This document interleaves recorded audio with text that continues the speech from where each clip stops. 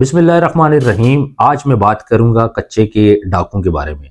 2 दिन पहले थाना रोजान की जो पुलिस टीम है उसको एक इन्फॉर्मेशन मिली कि कच्चे के डाकुओं के जो सहूलतकार हैं वो उनको कुछ असला प्रोवाइड करने के लिए जा रहे हैं। तो पुलिस ने जो उनकी गाड़ी थी इसको फॉलो किया और आगे जाके इसको रोकने की कोशिश की। तो वहां से फायरिंग स्टार्ट होगी उस गाड़ी के अंदर से जिसके अंदर सहूलतकार मौजूद थे। पुलिस ने भी जवाबी फायरिंग की। उसमें यह हो गया कि एक सहूलतकार मोहम्मद अरशद जख्मी हो गया। खैर वो अपने ही साथी की गोली लगने की वजह से जख्मी हुआ है, उसको गिरफ्तार कर लिया गया है और असले की एक बहुत बड़ी खेप उसमें से पकड़ी गई है जिसमें जदीद किस्म का असला था, ऑटोमेटिक उसमें वेपन्स थे और इसके अलावा ग्रेनेड्स थे, गोलियां थी, क्लाशनकोफ बहुत ज़्यादा थी जो हम बोलते हैं, पिस्टल्स थे। कुल मिला के काफ़ी सारा असला उसमें बनता था जो कि कच्चे के डाकुओं के पास पहुंचना था, फिर वो फर्दर उसको अपनी कार्रवाइयों में यूज करते। अब यहाँ पे कुछ सवाल उठते हैं। एक तो पुलिस ने बड़ी अच्छी कार्रवाई की कि जो इन सहूलतकार को पकड़ा और इस असले को पकड़ा। इससे पहले कितना असला वहां पे जा चुका है। 80 किलोमीटर का ये एरिया है टोटल जिसको ऑक्युपाई नहीं कर सके अभी लोग, ना हमारी फोर्सेस कर सकी हैं। वहां पे डाकुओं के घर हैं, उनकी फैमिलीज है, वो लोगों को पकड़ते हैं। उनके कुछ तरीके वारदात हैं, वो भी हम लोग डिस्कस करेंगे कि कौन कौन से तरीके वारदात वो अभी यूज कर रहे हैं, प्रीवियस कौन से यूज करते थे, अभी कौन से यूज करते हैं।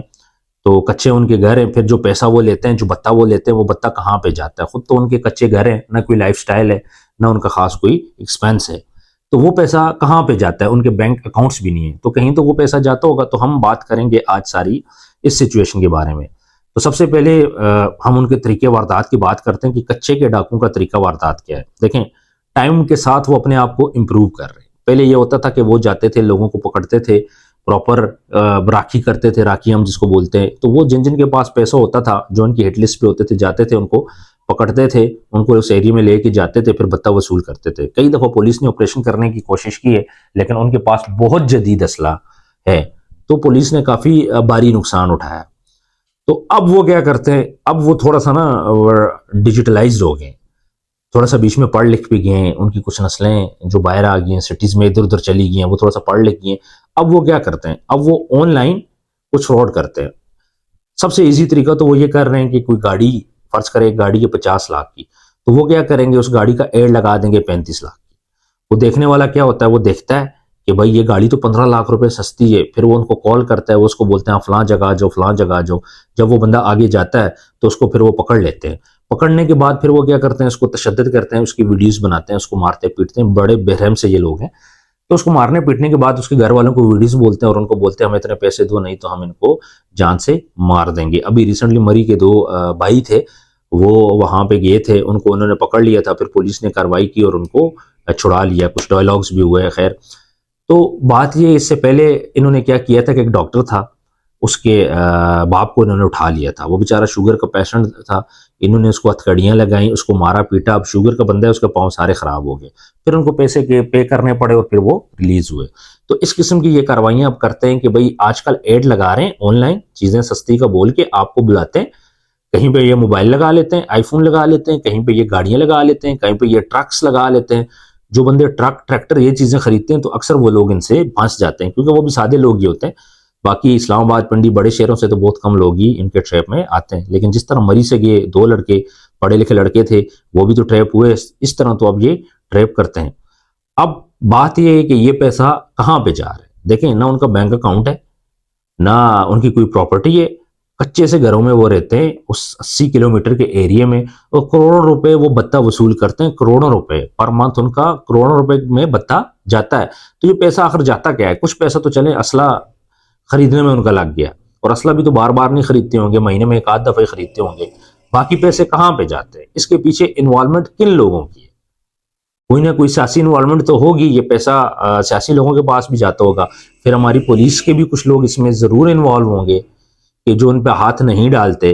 वो पैसा वहां से निकलता है, पैसा कहाँ पे डिस्ट्रीब्यूट होता है, किन किन लोगों के पास जाता है। तो ये एक पूरी चेन है, उस चेन पे वर्किंग करनी चाहिए, उस चेन को खत्म करना चाहिए। कुछ लोग इनको सियासी असर व रसूख के लिए इस्तेमाल करते हैं।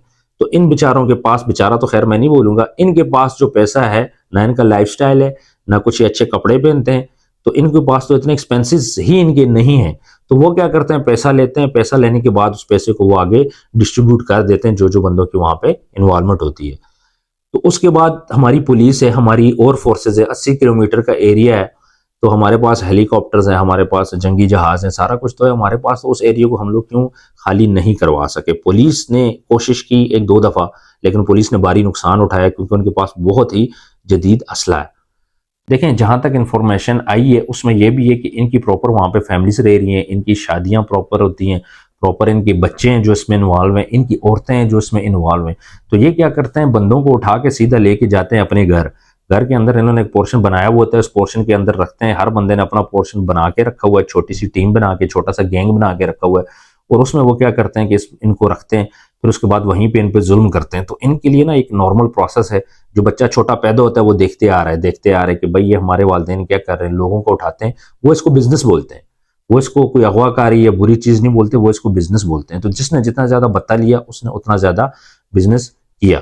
तो बात ये कि 2024 हो रहा है, हमारे पास रिसोर्सेज भी हैं, लेकिन ये क्या चीज़ है कि 80 किलोमीटर का एरिया, आज ये सवाल मैं उठाता हूँ हमारे आला हुक्काम से कि 80 किलोमीटर का जो एरिया, सबको पता है कि वहां पे क्या हो रहा है, और वो पूरे पाकिस्तान की इमेज के लिए रिस्की है, पूरे पाकिस्तान के लोगों के लिए रिस्की है। आज एक बंदा, ये हालात पैदा हो चुके हैं कि एक बंदा अच्छी गाड़ी लेके नहीं घूम सकता। एक बंदा, उनको पता चल जाए कि भाई इस बंदे के पास पैसे हैं, तो उसका जान, उसका माल, उसकी family, each and everything security risk पे चली जाती है, और वो डेली बेसिस पे किसी न किसी को उठाते हैं। अच्छा, जो बंदा उनको पैसे ना दे तो वो उसको मार देते हैं। पहले तो वो इतना वो जुल्म करते हैं कि नॉर्मल बंदा है उनका जुल्म अफोर्ड नहीं कर सकता, वो जुल्म नहीं बर्दाश्त कर सकता। बहुत से लोग हैं जो वहां पे जिंदा गए हैं लेकिन मुर्दा वापस आए हैं।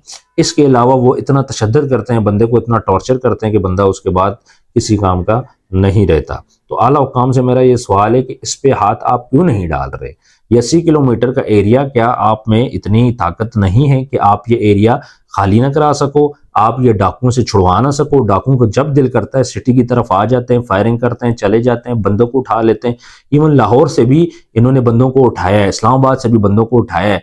ये क्या करते हैं, बस स्टेशन जाते हैं, वहां से भी लोगों को उठाते हैं, गरीब लोगों को भी उठाते हैं। एक तो होता है ना पैसे वाला, इसके अलावा ये डेली क्या करते हैं, गरीब अड्डों पे जाते हैं, वहां से लोगों को ट्रैप करते हैं, किसी को किस बात में फंसाते हैं, वहां से लेके चले जाते हैं कच्चे के एरिया में, और उसके बाद उनसे ठीक ठाक रकम ये वसूल करते हैं। नहीं तो उन पर इतना तशद्दुद करते हैं कि कुछ बंदे तो वैसे ही मर जाते हैं। कि इसके पीछे कौन है? क्या कोई हमारी फोर्सेज इन्वॉल्व हैं, या हमारा कोई पॉलिटिकल इशू है जिसकी वजह से ये 80 किलोमीटर का एरिया, जो कि बहुत आसान है, आप ज़रबे अजब हमने किया, उस कितना बड़ा स्वात का एरिया है वो वहाँ से छुड़ाया गया। तो हमारी फौज ने कितनी उसमें कुर्बानियाँ दी, मेहनत की, तो यहाँ पे भी अभी कुर्बानी रिक्वायर्ड है, यहाँ पे भी आपने कुर्बानी देनी है। खैर, फौज का तो काम नहीं बनता क्योंकि ये छोटा सा एरिया और इतना कोई मुश्किल काम नहीं है। जो हमारी नीचे जो फोर्सेज हैं उनको चाहिए, पुलिस को चाहिए, रेंजर्स को चाहिए कि वहाँ पे ऑपरेशन करें और इस एरिया को खाली करें, डाकुओं से जान छुड़वाएं हमारी, क्योंकि हम लोग महफूज नहीं हैं किसी भी किस्म से। जब मरी से लोग जा सकते हैं, लाहौर से लोग जा सकते हैं, इस्लामाबाद से लोग जा सकते हैं, ये डाकू इतने ट्रेन कहाँ से हुए? इन डाकुओं को कौन ट्रेन कर रहा है? आखिर इन डाकुओं की ट्रेनिंग होती है, बचपन से वो देख रहे हैं, उनको असला पहुंचता है। फर्स्ट टाइम ये असला पकड़ा गया, इससे पहले असला क्यों नहीं पकड़ा गया? इससे पहले भी तो असला जाता रहा है प्रॉपर। जब असला फैक्ट्री से बनता है, निकलता है, किसी के पास जाता है, तो ये इतना आसान 1-2 दिनों में नहीं जाता। तो इतने दिन का ट्रैवल करने के बाद असला उन तक पहुंचता है, पकड़ा नहीं जाता। फर्स्ट टाइम ये असला पकड़ा गया है, बहुत अच्छी बात है। आइंदा भी हम उम्मीद करते हैं कि ये असला पकड़ा जाएगा। क्वेश्चन मैं यहाँ पे छोड़ के जा रहा हूँ कि ये 80 किलोमीटर का जो एरिया है ये खाली क्यों नहीं कर रहे? कौन है इसके पीछे? तो उम्मीद करते हैं कि आपको ये वीडियो पसंद आई होगी। तो कमेंट सेक्शन में आपने ये बात ज़रूर बतानी है कि इसके पीछे कौन कौन इन्वॉल्व है, और हमें अब इसको क्या करना चाहिए, कौन से डिपार्टमेंट से कांटेक्ट करके हमें इस पर आवाज़ उठानी चाहिए कि कच्चे के एरिए से आप इन डाकुओं का खात्मा करें। जब तक हम लोग और आप लोग मिलकर ये आवाज़ नहीं उठाएंगे तब तक हम लोग इसी तरह ही पिसते रहेंगे। तो कौन से फोरम पे हमें आवाज़ उठानी चाहिए, कमेंट सेक्शन में आपने ज़रूर बताना है। और इसके पीछे क्या लगता है आपको कि कौन कौन इन्वॉल्व है, कौन कौन सी कुव्वतें इन्वॉल्व हैं जो इनको सपोर्ट कर रही है, जिनका हाथ इनके ऊपर है। मिलते हैं नेक्स्ट वीडियो में।